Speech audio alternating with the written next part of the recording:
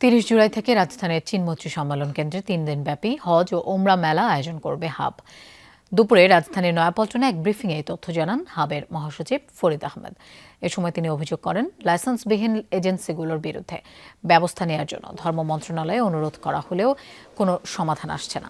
প্রতারণা এড়াতে সবাইকে সচেতন থাকার পরামর্শ দেন তিনি। হাব মহাসচিব আরও বলেন, পতিত স্বৈরাচার সরকারের মনোনীত এজেন্সি সরকারের হজ ব্যবস্থাপনায় বিশৃঙ্খলা তৈরির অপচেষ্টা করছে। কোনো সিন্ডিকেটকে হাব সমর্থন করে না বলেও জানান তিনি। এই মেলা আয়োজনের উদ্দেশ্য হলো মূলত বিভিন্ন হজ এজেন্সি ও হজে গমনোচ্ছুকগণের মধ্যকার দূরত্ব কমিয়ে তাদের মধ্যে সেতুবন্ধন তৈরি করা, যাতে করে হজযাত্রীগণ হজ উমরাকে কেন্দ্র করে যে এক শ্রেণীর গ্রুপ লিডার, প্রতারক এবং মধ্যস্বত্বভোগী শ্রেণী হয়ে উঠেছে তাদের কবল থেকে ধর্মপ্রাণ মানুষকে পরিত্রাণ দেওয়া